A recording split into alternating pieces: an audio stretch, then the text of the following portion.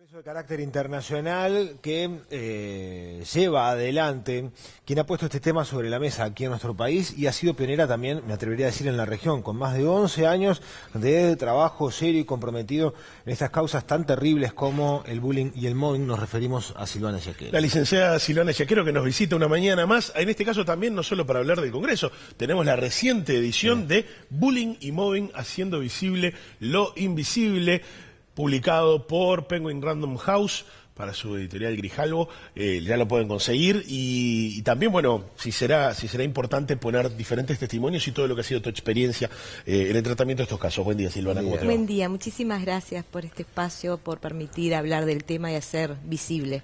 Estamos muy agradecidos nosotros por tu visita. Yo estaba leyendo la información del contenido de este Congreso Internacional y veía cómo las cifras continúan siendo alarmantes y en aumento. Ahora, lo que me interesa distinguir es si hay cada vez más casos o se denuncian cada vez más casos. Bien, yo te diría que ambas cosas, ¿no? Dado a que se le viene dando mayor visibilidad, esto va generando mayor conciencia, va rompiendo el miedo. Entonces la gente se anima a hablar, se anima a pedir ayuda, se anima a denunciar y eso ha llevado a un aumento de las denuncias evidentemente. Pero lamentablemente los ambientes de trabajo, sobre todo en el ámbito público, cada vez están más tóxicos. Cuanto más caos hay, más se generan estas dinámicas, más los depredadores ¿cómo te puedo decir? Utilizan esta oportunidad del caos para depredar justamente e ir destruyendo trabajadores que se convierten en una amenaza para ellos, ¿no? Con respecto al bullying también hay mayor conocimiento. El libro en ese sentido ha sido de gran ayuda porque muchos padres lo compran, lo leen con sus hijos, ahí hay indicadores, también hay consejos de qué hacer y qué no hacer, y eso les lleva a tomar conciencia, y el chico, tú date cuenta que solo 2 de cada 10 lo cuentan, entonces al tener el libro, poderlo leer con los padres, le da como un puntapié para decir, a mí esto me está pasando, y eso lleva a que los padres tomen enseguida medidas y a su vez sepan qué hacer, pero sobre todo qué no deben de hacer, porque cometer errores en estas situaciones puede llevar inevitablemente a un suicidio, ¿verdad? Claro, volviendo por ejemplo al tema mobbing, en 2006 comenzaste con la divulgación de todo lo que era esta información y vinculándolo a la situación en Uruguay. ¿Pensás que estamos, de 2006 a esta parte, que estamos peor o que de alguna manera hemos asumido que muchas cosas que naturalizábamos y dábamos por hechas son en efecto acoso laboral? Sí, es como un poco ambiguo. Justamente el traer el Congreso nuevamente a Uruguay después de 5 años, uno de los objetivos es evaluar qué ha pasado en estos 5 años, ¿verdad? Si bien se ha tomado más conciencia, las empresas piden más ayuda, no tal vez todo lo que uno desearía, porque al ver todo el tiempo trabajadores sufrir, realmente ver sus vidas destruidas en algunos casos, ¿no? Por este flagelo, generalmente las empresas piden ayuda cuando ya hay una denuncia, ¿verdad? Y no necesariamente una denuncia interna, sino una denuncia afuera, en el Ministerio de Trabajo, en lo laboral o en el TCA. Pero, por otro lado, esto ha llevado a que se genere mayor temor también. Te voy a explicar por qué. Cuando hicimos el primer congreso no había mucho conocimiento de lo que era mobbing y bullying, y entonces todo el mundo se sumaba por lo novedoso de los conceptos, porque venían referentes a nivel internacional, que uno los podía conocer por internet, y era como que la primera vez que realmente se hacía ruido en el Uruguay en materia de mobbing y bullying. Ahora, en este quinto congreso, la segunda vez que lo hacemos en Uruguay, como hay mayor conocimiento, hay mayor resistencia. Entonces, por ejemplo, las empresas no se animan a mandar a sus trabajadores, el Estado, algunas empresas del Estado se han tomado mucha resistencia con respecto a facilitar el interés ministerial, a apoyar a que asistan en grupo a las personas. ¿Pero por qué? Porque cuanto menos sepan mejor ante la eventualidad de que en esos lugares de trabajo haya casos. Y tiene que ver un poco con eso. Tiene que ver un poco, tal vez a veces, con esta resistencia de ir a un congreso donde una persona, un equipo de personas ha puesto en la agenda el tema y ha generado algunas molestias a nivel interno de las empresas, porque al aumentar las denuncias es como que no saben qué hacer, y en lugar de dar las gracias a quien denuncia, porque le está denunciando que tiene un problema grave, que esto está enfermando a muchos trabajadores, que esto afecta al rendimiento, el ausentismo, la rotación, no. Generalmente lo que pasa pasa es que cuando se denuncia, todas las defensas de la empresa van contra la víctima y se protege al victimario. Discursos como pobre, mirá, lo denunciaron, qué malo. Entonces, por ejemplo, ayer daba una charla para estudiantes de la ORT, de la carrera de Recursos Humanos y Comunicación Organizacional, y la preocupación de ellos era por el depredador. ¿Tá? Pobre, ¿qué le van a hacer? ¿Por qué nadie mira por él? ¿Por qué hay que despedirlo? ¿Por qué no le dan tratamiento? Y a ver, eso es lo que genera esta dinámica. Es tan perversa en sí misma que todos miran por el depredador. Por ejemplo, los casos de acoso sexual, un empresario, si se comprueba que hay acoso sexual, puede despedir al acosador. Y nadie se preocupa. Claro. En los casos de esta dinámica, que es mucho más perversa y mucho más destructiva que el acoso sexual, nos preocupa el acosador, ¿verdad? Entonces, yo creo que falta todavía mucha información, mucha capacitación, mucha sensibilización, no tener miedo, romper con el pacto de silencio y dejar de negar una realidad que en todas las empresas existe. Y ¿no? Entre las cosas que faltan, también carecemos de un marco legal adecuado para este tipo de situaciones. Sé que además ahora el Parlamento se ha involucrado en un proyecto que llevas adelante para que este tema sea tratado y abordado como corresponde, pero no tenemos el marco legal necesario como para tratarlo hoy en día, ¿no? No hay el marco legal. Armar una ley es muy complicada porque este es un asunto muy específico de la psicología, especialmente de la psicología organizacional. Entonces ahí se genera como un conflicto entre los abogados y los psicólogos, en el sentido de que, bueno, es el psicólogo el que debe peritar, es un peritaje criminológico, es el que debe determinar cuándo hay acoso, qué daño tiene la víctima, en qué fase del acoso está, cuáles son los cómplices activos, los silenciosos, qué perfil tiene el hostigador o la hostigadora. Y el abogado es el que debe de buscar las herramientas legales para que esto se pueda probar, ¿verdad? Entonces, nosotros en el Uruguay tenemos 4 o 5 proyectos de ley. El primero fue de Semproni en el año 2008.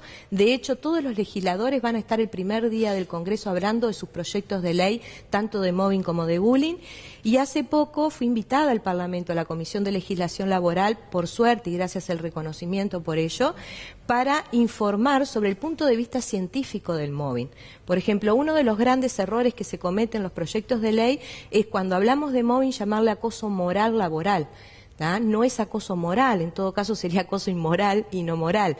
Lo que pasa que cuando se traduce el concepto de Marie-France Irigoyen al español, y eso lo hablamos personalmente con Marie-France Irigoyen, no se traduce la palabra moral, y moral en francés es psiquis, mente. ¿tá? Cuando nosotros no traducimos la palabra moral, moral en español es costumbre. Es acoso a la costumbre, o sea, cosa que no tendría realmente desde el punto de vista científico mucho sentido. Sí es cierto que hay daño moral, ¿tá? Pero no por eso se llama el mobbing acoso moral. El mobbing es psicoterror, es violencia psicológica repetitiva y sistemática.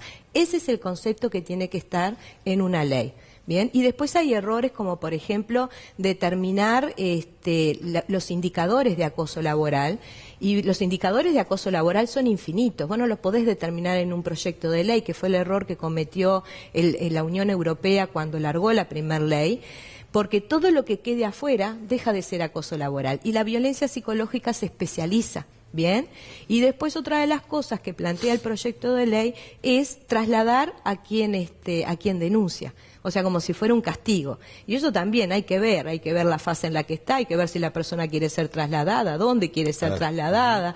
Y bueno, y lo otro es que la empresa debe hacerse cargo del tratamiento de la víctima, porque en definitiva se enfermó en el lugar de trabajo, ¿no? Y los tratamientos para estos casos, que es el MDR, son tratamientos muy eficaces, pero realmente muy costosos. Silvana, de acuerdo a tu observación y a tu experiencia, ¿hay una prolongación en el tiempo, por ejemplo, entre quien sufrió acoso en edad escolar? ¿Es de alguna manera permeable al acoso después en su etapa laboral? Y también a la inversa, quien acosaba o depredaba en la fase escolar, ¿tiende a seguir manteniendo esas actitudes en la etapa laboral? Sí, hay que tener mucho cuidado con eso, porque generalmente desde el punto de vista psicoanalítico se le dice a la persona: algo tienes tú que siempre te pasan estas cosas, ¿no? Y en realidad no es que algo tenga la víctima, siempre lo aclaro, no hay un perfil de víctima, la víctima no elige ser violentada, no hay un tema de masoquismo. Pero lo que sucede es que cuando una persona vive violencia en la familia, vive violencia, bullying en el centro de estudio, no sabe cómo diferenciar a nivel psicológico cuando está siendo abusado, porque el cerebro se acostumbra a esa forma de trato. Por otro lado, el hostigador siempre va a buscar una vulnerabilidad que tú tengas para meterse por ahí, herirte y crucificarte de alguna manera, ¿no? Entonces, cuando el acosador, un niño o un adulto, busca ese talón de Aquiles, si tú ya tienes ese grado de vulnerabilidad que te ha generado estrés postraumático, que te ha generado baja autoestima, que te ha generado una valoración de vos mismo en menos, va a ser mucho más fácil atraparte. Nosotros damos el ejemplo de un cazador, un tigre, o un león que va a cazar a su presa, va a lograr cazar a aquella que corra menos, ¿verdad? Que sea más lenta. Bueno, esto vendría a ser algo así. Ahora, lo que hay sí que tener en cuenta es que una víctima se convierte en víctima porque se convierte, en realidad pasa a ser una amenaza para un hostigador, no porque tenga alguna característica o alguna vulnerabilidad. Ahora, con respecto al acosador, sí lo que suele pasar es que un chico con un trastorno desafiante oposicionista, que a su vez es manipulador y a su vez hay ausencia de miedo o de empatía, si no se toman las medidas del caso necesarias y se lo agarra a tiempo, se va especializando y se puede convertir a futuro en un depredador organizacional o familiar o social, como hoy estamos viendo los casos terribles en nuestra sociedad, ¿no? Tú has hecho tus propias investigaciones al respecto, desarrollando tus propios trabajos, te has ocupado por especializarte en esto.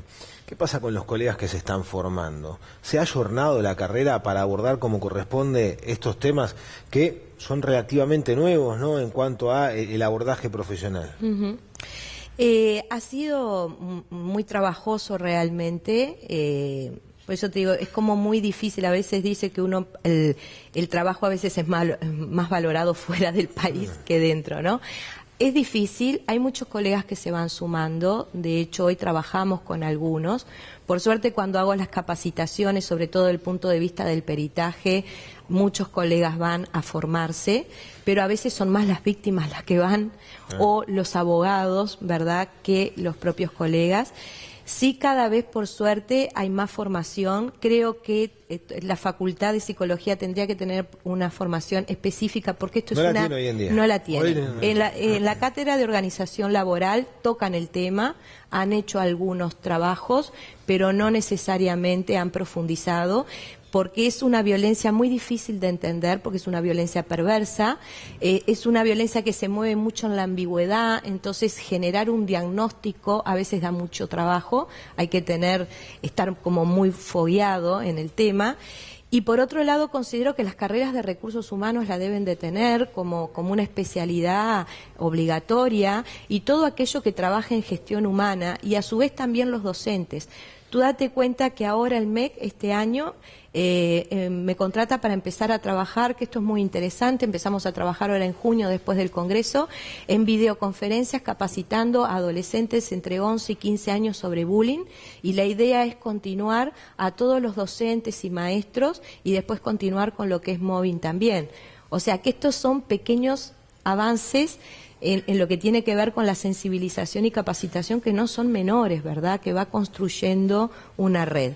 Pero bueno, la idea, esto que tú me preguntás de los colegas, el otro día en la Comisión de Legislación Laboral a la que fui invitada, uno de los diputados me pregunta, bueno, ¿y hay peritos formados, capacitados, que yo conozco y que pueden ser de mi confianza porque sé cómo trabajan? Hay uno más que viene trabajando a la par conmigo. Debe haber muchos más, evidentemente, que trabajen muy bien. No los conozco, no tengo por qué conocer a todo el mundo, ¿verdad? Bueno, pero esperemos que sí, que cada vez sean más. Se va armando una red conforme el tema siga instalado en la agenda. Por lo pronto, la invitación es para el próximo lunes, martes y miércoles, la semana próxima, 29, 30 y 31 de mayo, en el Hotel Radisson.